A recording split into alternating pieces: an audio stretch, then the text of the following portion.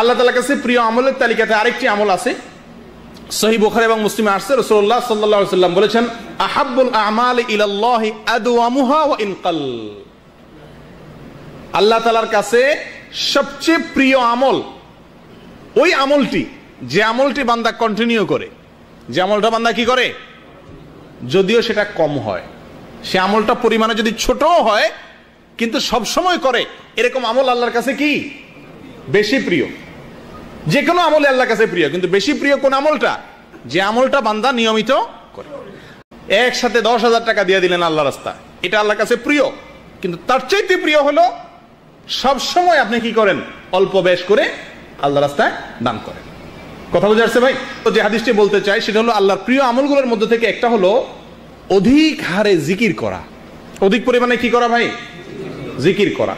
এক্ষেত্রে তাবরানীর একটি হাদিস আসছে, রাসূলুল্লাহ সাল্লাল্লাহু আলাইহি ওয়াসাল্লাম বলেছেন, আল্লাহর কাছে সবচেয়ে প্রিয় আমল হলো এই যে তুমি যখন মৃত্যুবরণ করবে তখনও তোমার ঠোঁট তাজা থাকবে আল্লাহর জিকিরে, তোমার ঠোঁট তাজা থাকবে আল্লাহর জিকিরে। সুবহানাল্লাহ, কঠিন কাজ, এটা কিভাবে সম্ভব? দুনিয়াতে জিকির করা সম্ভব, কিন্তু মরার সময় আমার ঠোঁট তাজা থাকবে জিকির করতে, এই গ্যারান্টি আমি কিভাবে দেব? আমি এটাকে সারা জীবন যদি জিকিরকে আমার জীবনের অংশ বানিয়ে নেই, তো মৃত্যুর সময় অটোমেটিক আমার মুখ থেকে কি আসবে, জিকির আসবে।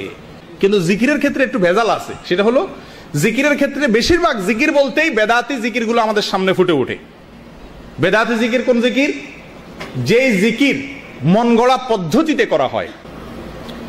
অত্যাচারী শাসকের সামনে সত্য কথা বলা আল্লাহর প্রিয় আমলের মধ্যে থেকে একটা। অত্যাচারী শাসকের সামনে সত্য কথা বলা, ন্যায় কথা বলা, এটা হলো আল্লাহর প্রিয় আমলগুলোর মধ্যে থেকে একটা।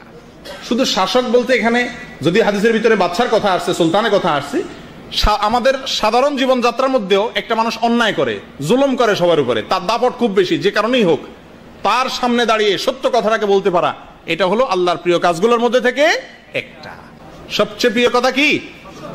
সত্য কথা। এই যুগে খুব কঠিন হয়ে গেছে, সত্য কথা আমাদের মধ্যে খুব কমই দেখা যায়। মনে রাখবেন, যারা মিথ্যা কথা বলার অভ্যাস, রাসূলুল্লাহ সাল্লাল্লাহু আলাইহি ওয়াসাল্লাম বলেছেন, সহিহ বুখারীতে আসছে, কিছু লোক আছে ঘন ঘন মিথ্যা কথা বলে, দরকারে বেদরকারে মিথ্যা কথা বলে, বলতে বলতে বলতে আল্লাহর খাতায় তার নাম মিথ্যুক লেখা হয়ে যায়, নাউযুবিল্লাহ। আর কিছু লোক আছে সবসময় সত্য কথা বলার চেষ্টা করেন, এই সত্য বলতে বলতে বলতে বলতে একটা সময় আল্লাহর কাছে কি আসে, আল্লাহর খাতায় তাকে সত্যবাদী হিসাবে লেখা হয়।